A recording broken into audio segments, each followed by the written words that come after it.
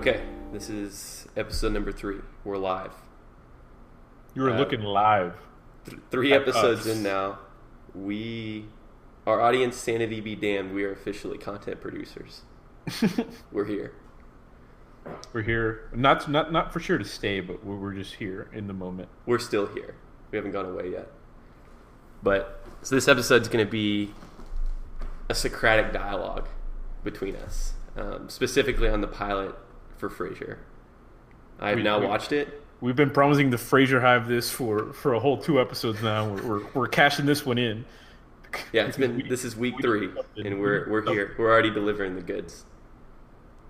Speaking of goods, the episode is titled "The Good Son." And, the Good Son. I noticed that it's broken out between scenes like the job, the brother, and so forth. Each of which I have compiled like notes and Socratic type questions on. So we're just going to go in. So the opening scene is the job, and it shows Frasier taking calls. He's like a radio psychiatrist, and the opening caller is this guy Russell Kirkland. He sounds exactly like Trill Ballins, and I've got the clip here, so I'm gonna roll the clip. Roz, I think we have time for one more. Yes, Dr. Crane. On line 4, we have Russell from Kirkland. Hello, Russell. This is Dr. Frasier Crane. I'm listening. Well, I have been feeling sort of, depressed lately. My life's not going anywhere. It's not that bad. It's just same old apartment, same old job. Sometimes Russell, we're just about at the end of our hour. Let me see if I can cut to the chase by using myself as an example. 6 months ago, I was living in Boston. My wife had left me, which was very painful. Then she came back to me, which was excruciating.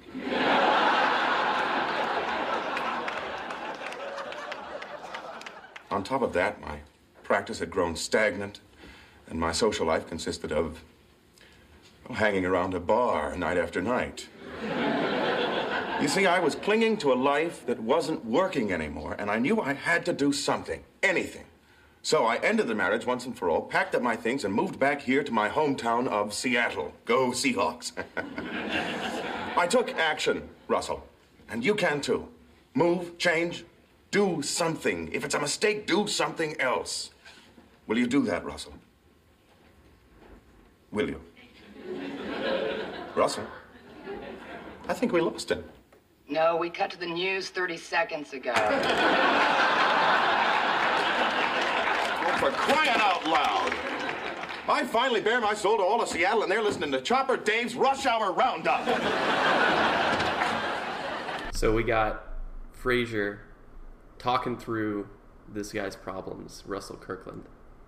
And I noticed that Frasier immediately makes the call about himself under, time pressures, I guess, on the radio station. Yeah. And he relates it to his own experiences. So my question in general is is Frasier, and it's hard to answer this, is obviously the opening scene of the entire show, but is Frasier good at this? Is he good at giving advice in radio psychiatry? I feel like the conceit of the show is that he's really bad at it, and he only becomes good over time by fucking up a lot in his own life. Well, that's the whole thing. Frasier, he can give advice, but then he won't necessarily follow it himself sometimes, which is sometimes the basis for some of the episodes. Because sometimes the calls are like this, where he's he can use it to relate to what's going on, or other times the calls will be just kind of completely meta and idiotic. Someone will call in and be like, "I'm afraid to talk on the phone with people unless I know exactly what I'm going to say," and the guy's blatantly reading from a script. And yeah. Then, so it's shit like that. But I don't know. I think he is good. I think that sounded like generally good advice, what he gave in that context. Well, yeah, because it's kind of like the introduction to pick up where it left off. I'm gonna confess something here. I did up until midweek. I did not know that Frasier was a fucking spin-off of Cheers. Okay, I didn't know that either. Yeah, it is. Well, okay, he's a character in Cheers. Yeah, and then I looked it up, and he's a character in Cheers. That's what he talks about. He's a regular at a bar in Boston, and he's always drinking. That makes sense then. So yeah, so this is kind of like to bridge that gap. Like, you know, like his wife Lilith is in Cheers, and she's like, you know, whatever awfulness she is there. So like, yeah, this is just a branch of the Cheers mythos. Right. Yeah, Frasier is a microcosm of that. Right. I had no idea, and then like I looked up clips, and like, you know, Frasier, there he is in the Cheers bar. Yep. And he's like just skinnier and has more hair. He's just less washed. But he's still like this. He's still the same character. He's still making the snide remarks. It's just like in a different setting. Yeah, no. So about his wife, that's like another one of the questions I hear. So like within the Frasier mythos, his wife left him, and like, is this where my wife left me? Like Twitter meme came from? No, is that possible? No, it's not. My wife left me something else. Okay, but no, his wife cheated on him. Ah. And I'm guessing at the end of the Cheers mythos, spoilers to all our Cheers hive out there, Frasier's wife leaves him. But yeah, so his wife like cheats on him, and then that's when he explains that he decided to move to Seattle, be closer to his family. Hometown. And then we get this gem of a show based on that. But yeah, okay, that was my confession. I thought it was common knowledge that Frasier was a spin-off of Cheers. Because if you think about it, like, this is kind of like an opening that just kind of throws you in the middle of stuff. Like, assuming like most like other sitcom pilots, like there's like some exploration, you know. So yeah, I don't know. It's like we're coming into the middle of yeah, Frasier's like, you know, rebirth. He started a new job, new city, and that's what kind of makes it fresh. Is because you're working through this with him. Because I think in Cheers he was just a regular psychiatrist where, you know, people would go and like talk to him and, you know, do the regular stuff. So yeah. Yeah, but I like the opening bit. It really, it, like you said, it introduces everything that is happening, like the why Frasier's here. Like he's able to explain it within the realm of his job. That's what the scene's called. Yep. And also like that how it like just cuts him out or whatever. How Roz is just like, yeah, we cut like 30 seconds ago. It just kind of explains like the futility. The fact that like his audience doesn't even hear it, and he sounds so sincere because he's speaking from the heart, and they're listening to Chopper Dave's like traffic bullshit. Right. Yeah. So and then he gets fried, and the laugh track kicks in, and then you know you're in for a good fucking time after that. Yeah. So then moving on, the next scene is the brother. So this. Yes. Some opening dialogue between Niles, Frasier's brother, and Frasier. Also a psychiatrist, just like Frasier, his little brother. So this scene is great. It's like maybe my favorite scene in the episode, or one of them. So like it features really good writing, like amazing back and forth. It establishes the relationship between the two characters. So it takes place in a coffee shop, with them waiting to order. And Frasier like reading the paper, like a menu with Niles talking to him. So I'm gonna roll this clip. So I said to the gardener, Yoshi, I do not want a Zen garden in my backyard. If I want to rake gravel every 10 minutes to maintain my inner harmony, I'll move to Yokohama. Well, this offends him, so he starts pulling up Maris's prized camellias by the handful. Well, I couldn't stand for that, so I marched right into the morning room and locked the door until he cooled down. Tell me you would have handled it differently, Frasier. Oh, I'm sorry, Niles. I didn't realize you'd stop talking. You haven't heard a word I said. Oh, Niles, you're a psychiatrist. You know what it's like to listen to people prattling on endlessly about their mundane lives. Touché. And on that subject, I heard your show today.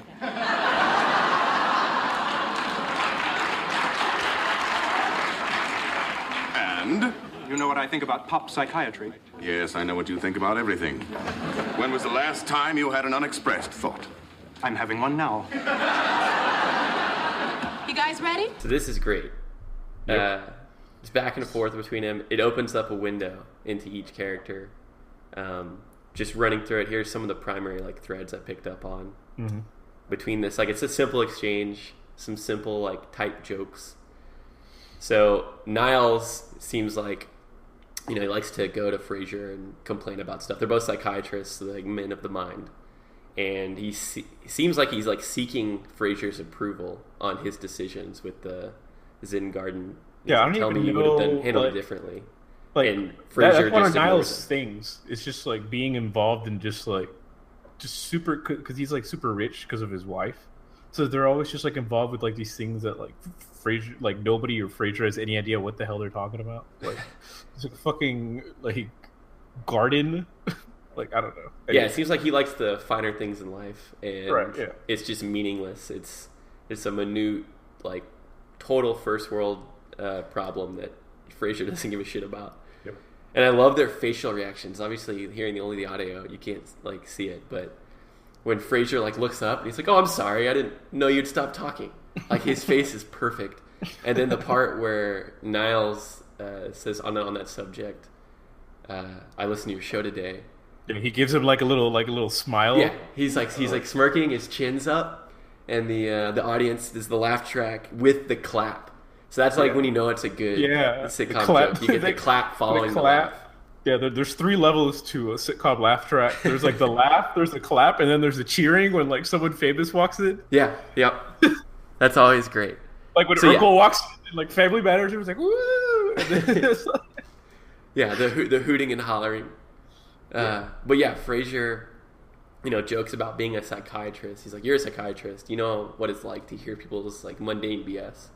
And it's like, I know this is like a Socratic thing I had. So maybe that's only sarcasm. But like maybe he doesn't take his job that seriously. He doesn't actually enjoy it. Like maybe Frasier's in psychiatry only for the stature. He gets off. He's a doctor. He gets off on being considered a doctor.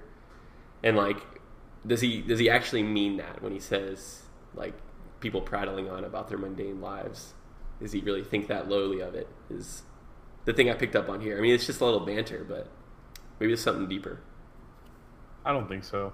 I think he truly enjoys it, the way he talks about it, and sometimes he'll like try to like, because there are times like later where like him and Niles have like where like when they're both like emotional about something, like Niles is working through an issue or Frasier, they'll like help each other step back and look at it from like from the psychiatrist's perspective and kind of things. So I don't think I don't think he looks down upon it. I think he was just saying like you're just saying nothing right now. So why would I like what that's like? He's like, I don't have any analysis to give on your stupid problem that no one else has. Right. Yeah. Yeah, and then Niles has the crack about pop psychiatry, and how like basically he's saying a call-in radio show that Frasier's doing, shouldn't be part of like the true practice of psychiatry. So like that makes me think, if he's also a psychiatrist, the work that he's doing is probably like in the lab doing studies, trying to get papers published, just like more serious. And he thinks what Frasier's doing is they're both like in the world, they're both like published. But Niles is more like your standard like publishes and like scholarly articles type crap, and then like I think Frasier like hinted to it in the little opening sequence. He said his practice had grown stagnant because that's what he did in Boston. He did like just regular psychiatry work, and he had the standard role as a psychiatrist. Right. So I think this is part of Frasier's taking action thing that he talked about. Yeah. But so now he's close to the community. I want to go back to the Frasier not caring about thing. So later in season 1, like someone calls about like a similar problem into the show. Like he's just like, should I go on vacation to Italy with my wife or should I buy this like boat?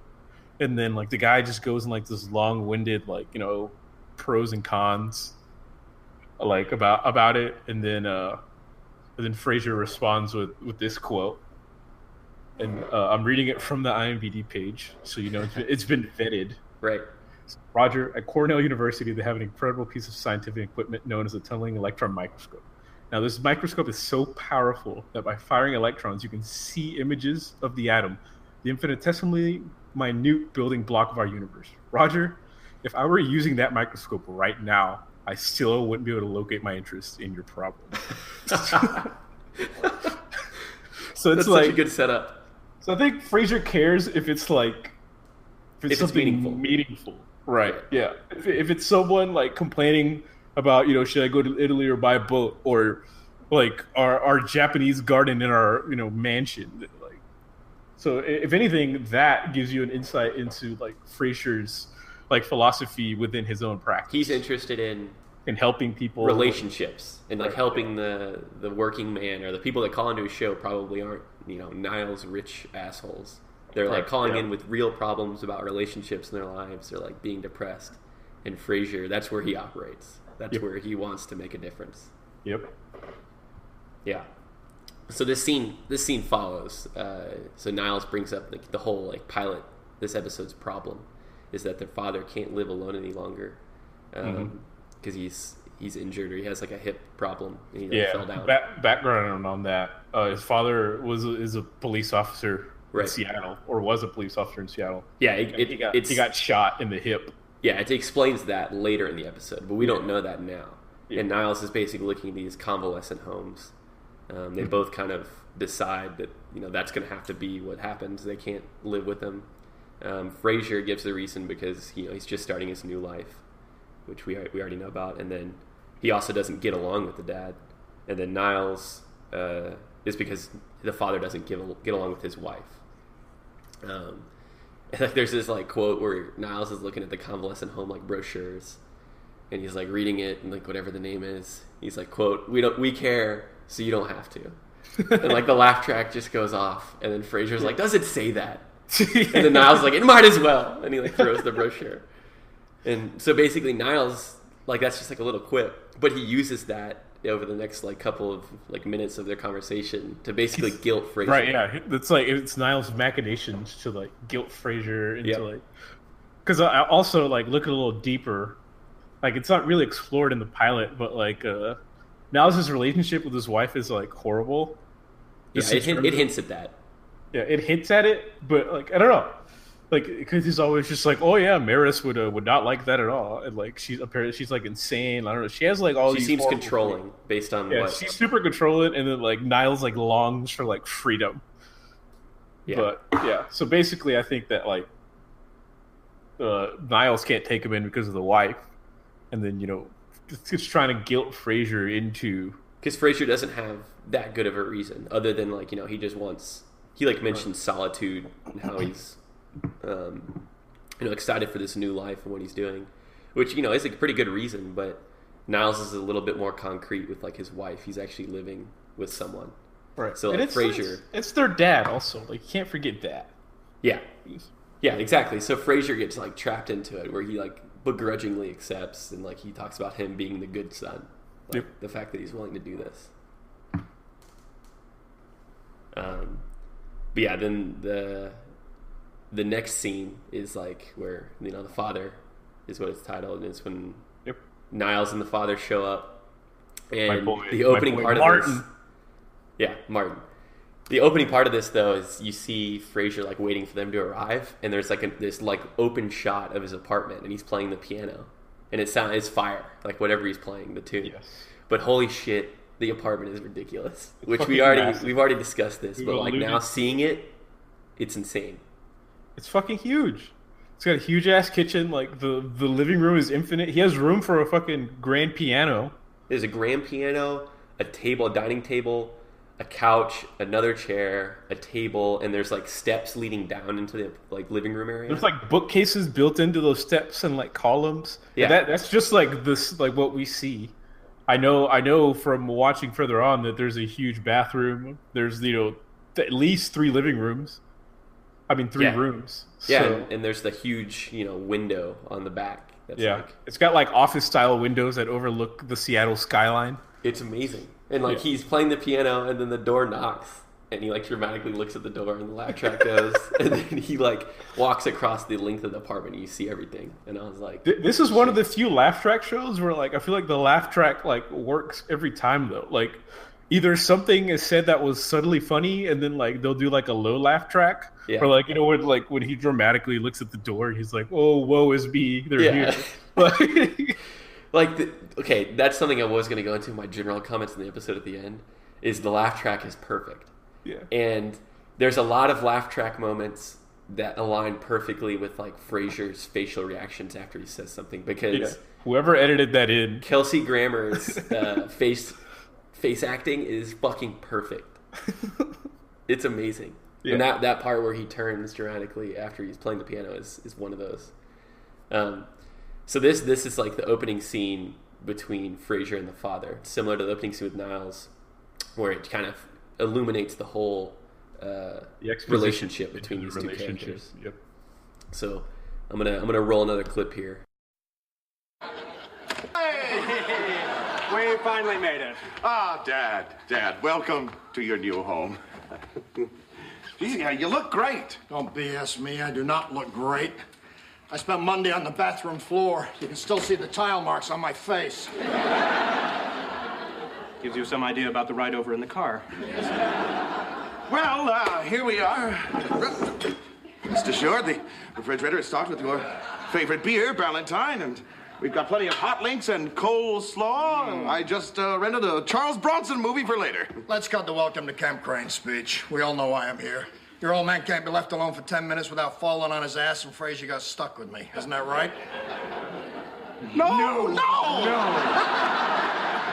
I want you here. It'll give us a chance to get reacquainted. That implies we were acquainted at one point.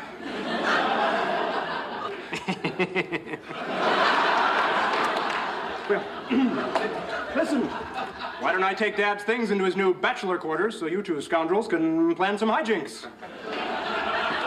Yeah, so this is awesome. Yep. The dad like immediately is like not dealing with Frasier's BS. Like he's trying to be really welcoming into his home, and he's Right, yeah, he's like cut the bullshit. cut the welcome to Camp Crane speech. Such a good like comment. And also like couldn't see it, but like the way he just like walks in, like he just like barges in, like looks around, and just like whatever. Like he immediately looks for like the nearest like couch. He's just like, I just want to sit down. Yeah, and like it shows, that he's never been on good terms with Frasier when he's like, that implies we were acquainted at one time. And like the kind of the subtle thing, which it obviously goes into the rest of the episode or later on, is like he clearly seems, he's like resentful and he's like ashamed that he's being forced to live with his son. Right. And the fact that neither of them will admit it, he's kind of like pissed about that also. He's a proud man. I mean, if you think about it from that perspective, he was like a 30-year veteran on the police force, and now he mentions it later. But he was set to retire nicely, and then this kind of threw a wrench in those plans. Yeah, he doesn't want to be there just as much as Frasier doesn't want him, and the only difference is Frasier's putting on a good face, and he's at least trying to like fake it. Right. And the dad is obviously an older man; he doesn't have time for that bullshit. So he's just laying it all out. Yep. Martin is up there on the character list on this show. Kills it. The actor, I forgot his name. Really good. Like whatever, like that grumpy, like rah, like like it's like perfect. It's perfect to like contrast like Frasier and Niles' like uppity and uppity BS. Like they're always using like French words and like au contraire. Like like contrast that perfectly, and then you're just kind of like, how the hell is this guy their dad? Yeah, they're part of like higher society. They care about Niles more so than Frasier, but they care about the finer things in life. And their dad is like a gruff cop who was on the force and like clearly like likes much simpler things.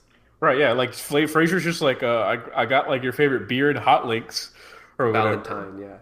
Yeah. So it's a nice little contrast. Makes you wonder. Niles has that moment where he like nervously laughs and he's like he can sense all the tension in the room.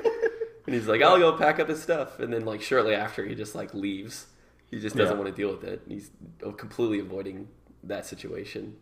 But yeah, just in general, my comment on the scene was like it really illuminates how much of a disrupting force his dad is in Frasier's life. It's like we said, right. He started his new life 6 months into moving back. Yeah, he mentions how he values his solitude in the coffee shop scene earlier. Yeah, but I'm surprised.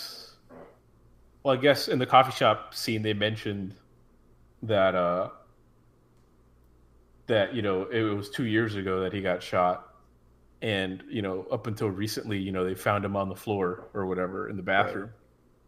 So, but I'm just kind of surprised that they kind of make this seem like a oh hey, you're back from Boston type situation rather than you've been here for 6 months and now we're transitioning into this. Does that make sense? Yeah, I guess it's like they're yeah, like it's the fact that he was there for 6 months and like he hadn't reached out to his dad. and he had well, maybe it's his dad. Like his infirmity has kind of escalated just recently. Like Frasier's been there for 6 months, but he hasn't needed to like. Yeah, I know that. Yeah, that's what I was saying. If it was just like if he hadn't visited the 6 months at all, or I don't know. Yeah, I mean, it seems like they probably wouldn't because Frasier makes it seem like his dad and him are they aren't close at all. Right. Yeah. And the fact that they're not familiar and they haven't hung out or talked to each other in a while makes Frasier's behavior makes more sense. The fact that he's trying to be really nice and like play up the "Welcome to Camp Crane" speech and all that because he doesn't know him, he hasn't talked to him. But yeah, it's like this introduces the whole like obligation of having to live and care for his father. Mm-hmm. And then the next scene is Eddie. Eddie gets his own little title sequence, and that's the best part of this. Yes. I have strong opinions on Eddie. Eddie is Martin, the dad's dog. It's like a little. Is he a Jack Russell or something that looks like a Jack Russell? It's a small dog. It looks like a small. It's too big to be an Australian cattle dog, but yeah. It's got the same like shape, face as a Jack Russell, and it's like hairier, and it's like a small dog, and it's hilarious. Like this is a short scene, but Frasier, obviously doesn't seem like a guy who likes animals, and he resists. Eddie's a Parson Russell Terrier. Okay, yeah, it's a terrier. But yeah, Frasier doesn't like Eddie, so like he resists it, and then obviously Martin's like, it's my best friend. So he begrudgingly has him in the house. Right. And Frasier doesn't like him because he stares at Frasier. Whoever the hell trains this dog, like even like with this, he like perfectly sits there and like stares at Frasier, and Frasier's like he could feel the dog's eyes on him. Yeah. Like or like later on, like in later episodes, like the dog is just some crazy shit. Like this dog is great. Yeah, that was my first thing. Was like this dog is really well trained. It's an amazing actor. Yeah, because it stares at him perfectly. Like Frasier hates when the dog like gets on the couch. And then, it's sitting on the couch staring at him. One episode, like Frasier's like, get off the couch, Eddie. And then like he like gets off the couch and then like he just kind of like sits there and like hides like under a table. And then like Frasier leaves the living room and then he like gets up on the couch and starts like he gets like on his back and starts like throwing his legs up in the air. And then I was just like, how the hell did they train that dog to do that? Like. Yeah. The dog's like a spiteful bastard. The dog is the GOAT. It's one of the, but that scene, I like screenshotted it, and I'm gonna put the image in the comments below this video because it's hilarious. It's like Eddie staring at him, and Frasier's like looking away really awkwardly. He's like trying to read a book. It's hilarious. Yeah, he's very visibly uncomfortable. Yeah, that was good. And then like Eddie's just in the apartment for like I'm assuming the rest of the show. And then the next scene is Home Care Specialist is the title. Right, yeah. And we get introduced to Daphne. Earlier in the coffee shop scene, like as like I guess Niles as like an incentive also to take Martin in. He says like me and my wife will help you pay for like home care specialist, someone that'll help Dad. It's actually after he's been living. It flashes forward, and it's after he's been living with his dad for a week. They're at the coffee shop again, and Frasier's like manic. He's like, I'm so overwhelmed. Like, I have to deal with him. Whenever he's there, I feel like it's an invasion of my privacy. Whenever I'm away, I'm like wondering what he's getting up to, his dad. So he's like really crazy, orders like a double shot espresso. And then Niles brings up, me and Maris feel guilty that we're not, helping with your load. So then he recommends, we'll help pay for a home care specialist. Yep. And Frasier's like, these angels exist? So like he gives some recommendations about home care specialists, and we don't get to see all the interviews. We only see the one with Daphne, who's obviously the one that gets the job. But it's hilarious because the dad immediately takes to her, and it's mainly because she insults Frasier's like furniture. Yeah, and she has this little bit where she's acting like a psychic, and she calls Frasier a florist. So we need to. We need to step back a little bit. So I guess before Niles offers the home care thing, and then the events that lead to Frasier becoming overwhelmed.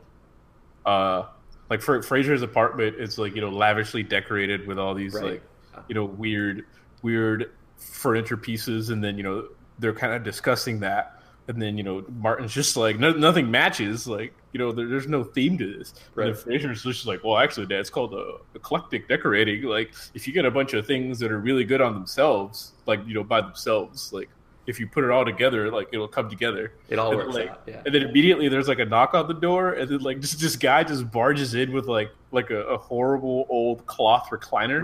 Yeah. And then he's just like, where do you want me to put it? And then Frasier's like, whoa. Yeah, and then like the dad's like, where's the TV?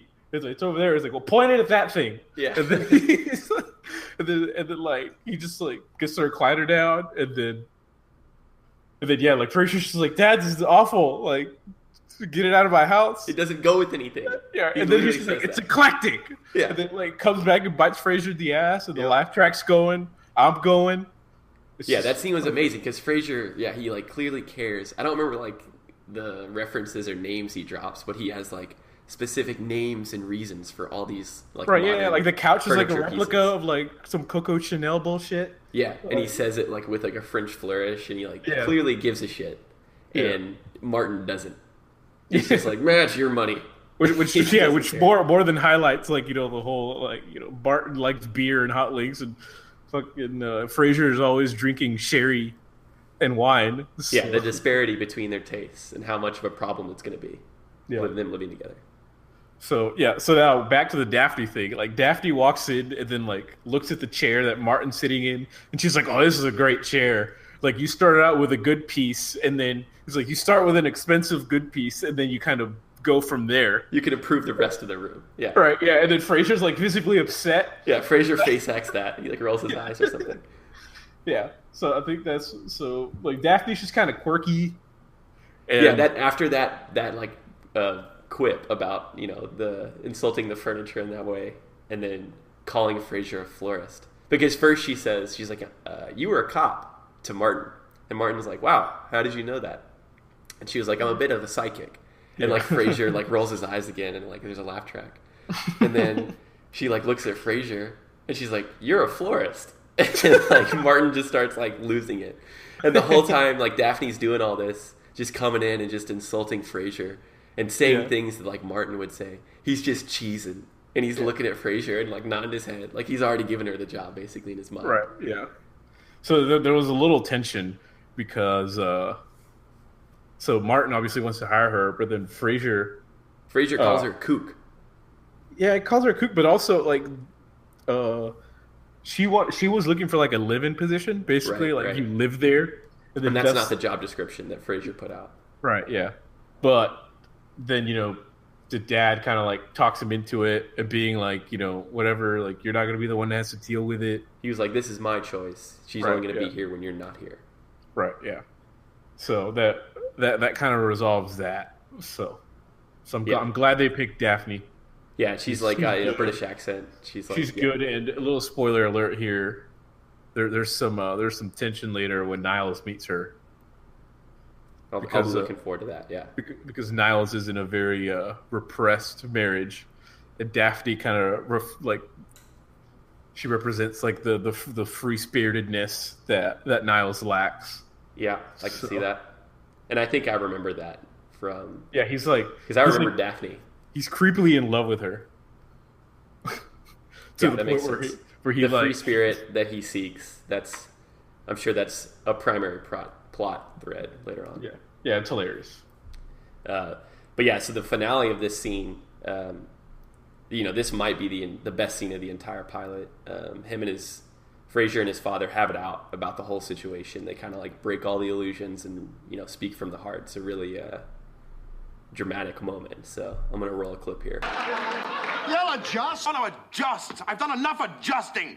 I'm in a new city. I've got a new job. I'm separated from my little boy, which in itself is enough to drive me nuts. And now my father and his dog are living with me. Well, that's enough on my plate. Thank you. The whole idea of getting somebody in here was to help ease my burden, not to add to it. Oh, you hear that, Eddie? We're a burden. Oh, Dad, you're twisting my words. I meant burden in its most positive sense. As in, gee, what a lovely burden? Something like that, yes. Well, you're not the only one who got screwed here, you know. 2 years ago, I'm sailing toward retirement, and some punk robbing a convenience store puts a bullet in my hip. Next thing you know, I'm trading in my golf clubs for one of these. Well, I had plans too, you know. And this may come as a shock to you, sonny boy, but one of them wasn't living with you. I'm just trying to do the right thing here. I'm trying to be the good son. Oh, don't worry, son. After I'm gone, you can live guilt-free knowing you've done right by your papa. You think that's what this is all about? Guilt? Isn't it? Of course it is! But the point is, I did it.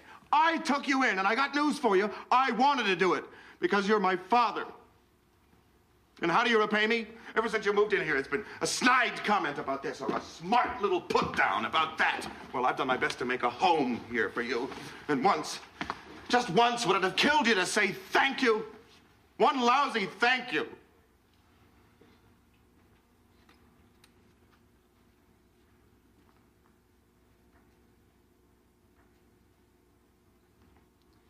Come on, Eddie. It's past your dinner time. I'm going out.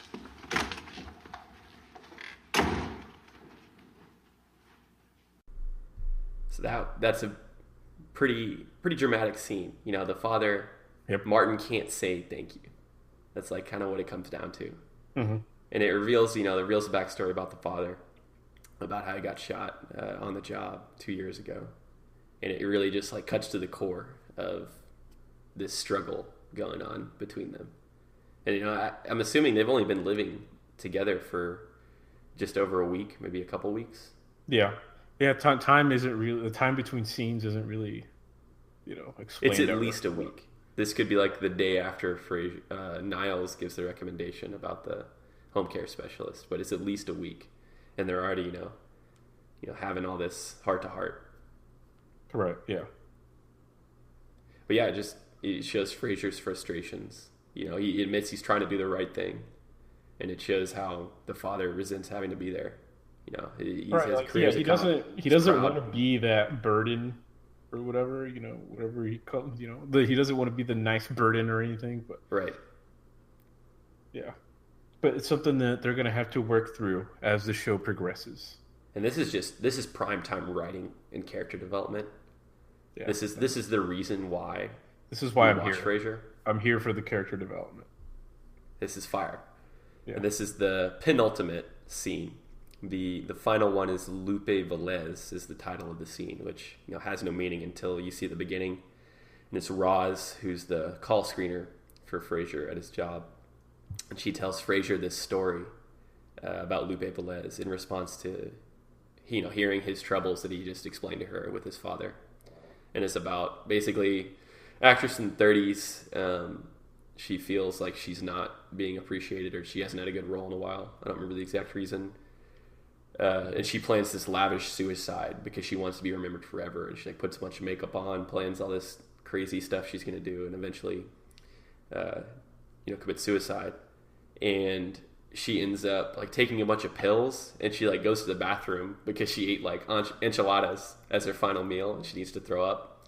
But she dies on the way to the bathroom and falls face first into the toilet. And Roz just cuts off the story as if it explains itself. Yep. And Frasier's wait, why the hell are you telling me this? And Roz is well, she wanted to be remembered. Are you ever going to forget that story? So the Socratic thing I had on this is what is the meaning of that story? I guess it's kind of self-explanatory, but I don't know if you have any comment on it. Actually, I looked this up when I first watched it. I actually Googled the lady, right? Lupe Velez. And there was no explicit mention of her smashing her face into a toilet as she died.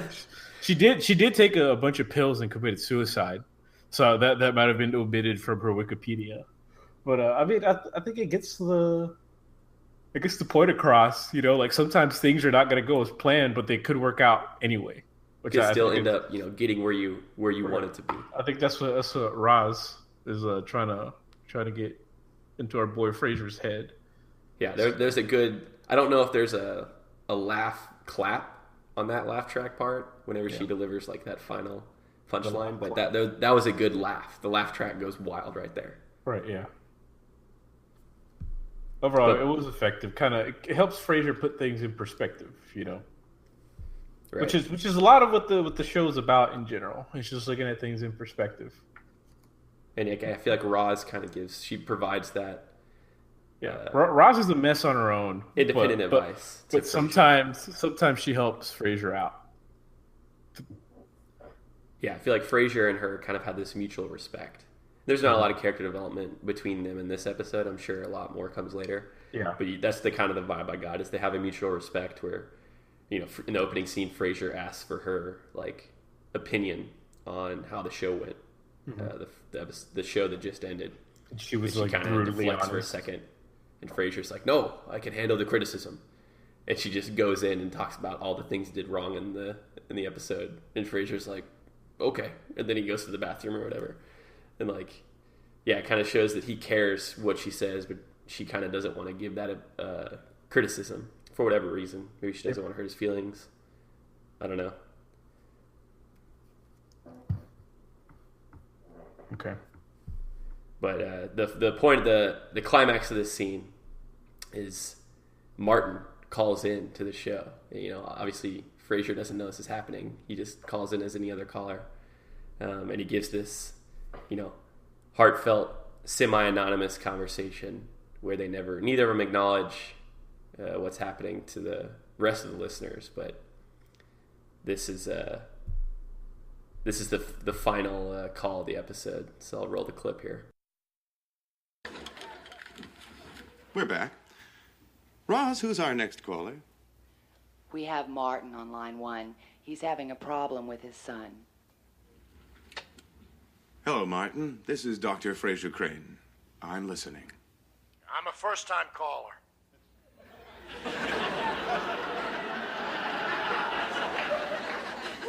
Welcome to the show. How can I help you? I just moved in with my son, and it ain't working. There's a lot of tension between us. I can imagine. Why do you think that's so? I guess I didn't see he had a whole new life planned for himself, and I kind of got in the way. Well, these things are a two-way street. Perhaps your son wasn't sensitive enough to see how your life was changing. You got that right. I've been telling him that ever since I got there. I'm sure he appreciated your candor.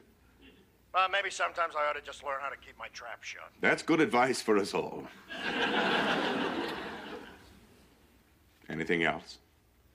Yeah, I'm worried my son doesn't know that I really appreciate what he's done for me.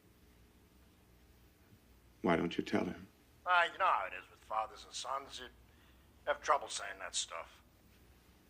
Well, if it helps, I suspect your son already knows how you feel.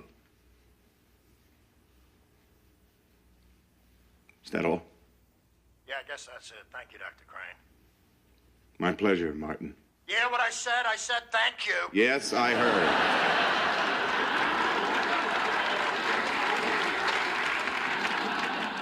Yeah, so we get to hear, each side of this, Frasier and Martin, kind of get out what they really feel and what they've always kind of wanted to say, but only through the guise of Frasier's call-in show. Yeah, and it's like blatantly obvious that it's him, and like the laugh track goes. Yeah. And Frasier's just like, okay, let's see where this goes. It's like, welcome to the show. Another great face acting moment. Yeah, I mean, it's the resolution that we needed to keep going forward. Is that they both obviously had other plans, and now they're in this situation, but it can still work out, which calls back to the Lupe Velez story. It doesn't end with being remembered forever by your fantastic suicide, but it ends with hopefully them working out through these issues, and they both kind of you see that they care, and they both admit their errors in their behavior, because they both were they're both in the wrong in a way, and they're able to admit that. Yep. And like you can hear like Frasier kind of like breaking down. He's like, your son knows that. You didn't even have to say that, but the fact that you did means a lot. Right. Is what he's saying internally. It's basically everything you want. It really cut to me. This is a great ending to this episode. It really sets up me to watch the shit out of this entire show. I mean, that was my reaction. I don't even know how the whole Frasier thing came about, but I'm glad it did. It's here now, and we're both caught up in its web, the Frasier hive. Yep. It's too late. It's too late for me. I'm caught in the web with no end in sight. But yeah, I'm glad I am. But yeah, really good ending. Like you said, things don't always work how you plan, but it doesn't necessarily mean it's a bad thing. It's kind of the vibe of this episode and the mini story with the Lupe Velez. If anything, the whole episode, because Frasier had his whole life together in Boston. Yeah. And then the thing breaks down with his wife, and then things don't always work out how you go, and also the whole take action thing. It all kind of just loops around. Just change, do something. It might be a failure, but just keep moving forward. You tried. Now, because of all this disruption and Frasier's evolution and moving here and starting his new life, we get to enjoy the show. Yep. We get to see everything play out. And like the final little bit of the episode is there's one more caller, and they call and explain about like their boyfriend and how they can't get over him, this girl, and Frasier responds to the person's complaints with, "Have you ever heard the story of Lupe Velez?" And he kind of gives a side-eye glance to Roz, and she rolls her eyes. And then the laugh track goes. Laugh track goes, and it fades into tossed salad and scrambled eggs. It's great. Yes. The goat. I don't know. Kelsey Grammer's voice is beautiful on it. If you heard episode 2, you've already heard tossed salad and scrambled eggs. It's really. It's perfect. It's got the swing big band, the perfect walking bass line. It's good. Yeah. So that's I highly recommend the audience go listen to the full version. The full version of that song. Because there's a cappella moments, and then there's the Kelsey Grammer big hits, and then there's little chorus sings, and there's solos. It's great. It's a great song. But yeah, so that's even the song itself is a description of the job. If you read the lyrics, we could do an episode maybe on the genius. We could write the genius lyric annotations while we're doing the podcast. The genius annotations already exist, my friend. Well, we can add to them. We'll write our own. Actually, I'm going to Genius right now and see if do an analysis on those. But yeah, some general comments I had on the episode. Kelsey Grammer, first of all, is an amazing actor. And I can't even really think of some other stuff that I've seen him in. He's in movies and stuff. This is obviously what he's most well known for. And even from episode 1, you can already tell he's an amazing actor. He's got some bulk to him. He's got that 90s hair. He's dad bod at this point. Unlike Cheers Frasier, who was skinny. Yeah, and unwashed. He hadn't been through the spin cycle yet. Knowing this character was going to be washed, or at least trying to become unwashed by doing this change with his life. The Frasier creators came to him with the role and the idea of the spinoff. They're knowing Kelsey Grammer get thick as fuck. Knowing he's a method actor, and they're explaining what it was going to take to be this role, and they're like, Kelsey, look. We need you to cultivate some mass. Yeah, he's not fat, but he grows. He's got the middle-aged man, just wide body. Yeah, it's good. He had to become Frasier. He studied in a hotel for months. Yeah. But yeah, general thing on his character, he's arrogant. He's obviously gonna run into a lot of problems. It's gonna drive the show. He doesn't listen to his own advice, like you said. Yep. He's good at his job, but only in an abstract sense because he doesn't apply it to his own life. But what we really learn, especially here at the second half of the episode, is he has a good heart, and we want to root for him. We want his manic life and all this insane shit he's having to deal with to end, and for him to find peace, along with his father. And fuck Niles, he's an asshole. Maybe he'll be redeemed, but obviously Frasier is the good son, the good boy, as the title of the episode is. Frasier is a good son. He has good intentions. Right. Whatever trouble he gets himself into every episode, he always ends up, coming out unscathed. And with a good life lesson he can pass on to the listeners. Exactly. Which is they are the tossed salads and scrambled eggs that call in to the show.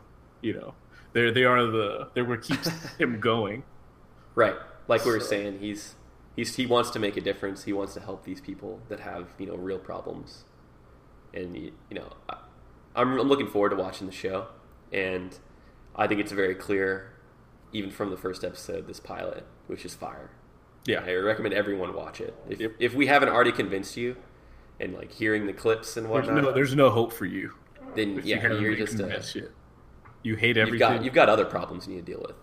Yeah, and you probably would benefit most of all of hearing Frasier's psychological You should advice. call in the show and ask Dr. Crane for some advice. So yeah, I mean, I agree. I'm almost into season 3 already, and there's like 11. So I've been doing work. Yeah. That's insane that a spinoff of I had no idea. Do you know what I found out? Got 11 seasons. One of the episodes brought in the guy from Cheers as like a cameo, and the episode was like about him, and I was just like, wait, this is the dude. And then I looked it up because they kept referencing like Bar in Boston, and I'm just like, what the fuck? There's something there. And then they brought in the dude, and then I looked it up, and there it was.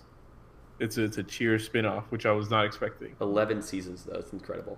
It really shows, the following, the fan base, the quality of. From what I've I haven't read anything because I want to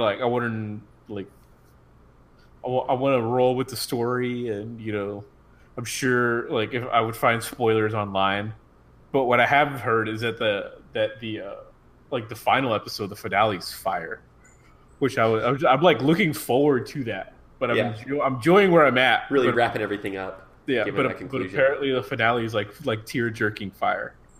So I'm looking forward to crying on my couch as I watch the Frasier finale. Very good. But yeah, kind of to wrap up this Socratic dialogue on the Frasier pilot, like I was saying, I think it's clear, even from the first episode, that Frasier goes on to cover the entire canvas of the human condition, and I couldn't be more excited to jump in. Yep.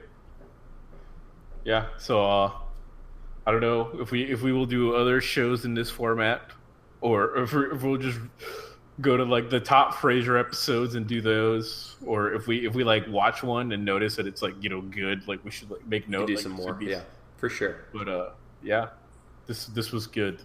I had some takes. Also, yeah, actually, I didn't even get to my takes. The best characters in the fucking show are the couch, number 1, Eddie, number 2. Well, you kind of said that. You said Eddie was the GOAT.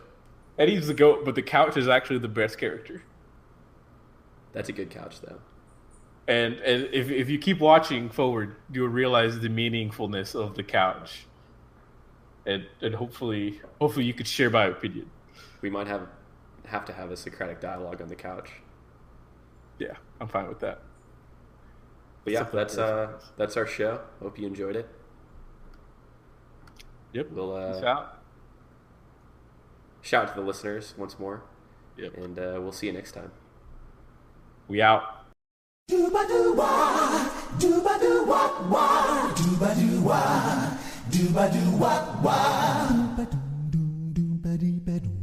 Hey baby, I hear the blues are calling, tossed salads and scrambled eggs.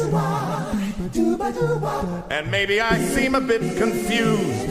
Yeah, maybe, but I got you pegged. But I don't know what to do with those tossed salads and scrambled eggs. They're calling again. Scrambled eggs all over my face. What is a boy to do? Now let me see if I understand you. The problem I think you said. Oh my. And maybe I'm often misconstrued, but babe, I'll never pull your leg. Mercy. Just don't know what to do because tossed salads and scrambled eggs. Calling again. Quite stylish. What do you do with tossed salads and scrambled eggs? A world full of circles and those scrambled eggs. The blues is always calling tossed salads and scrambled eggs. They're making me tossed salads and scrambled eggs.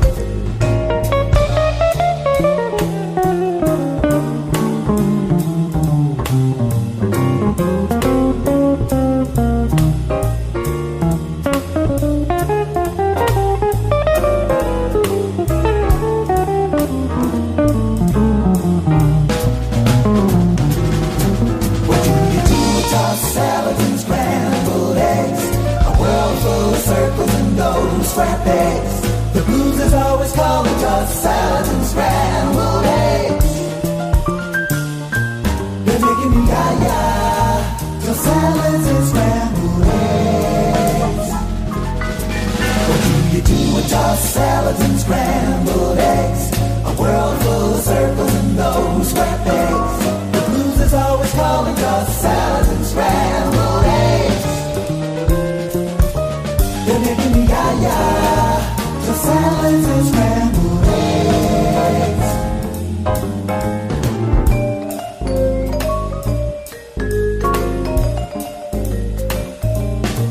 Hey baby, I hear the blues are calling tossed salads and scrambled eggs. And maybe I seem a bit confused. Yeah, maybe, but I got you pegged. But I don't know what to do with those tossed salads and scrambled eggs. They're calling again. Scrambled eggs all over my face.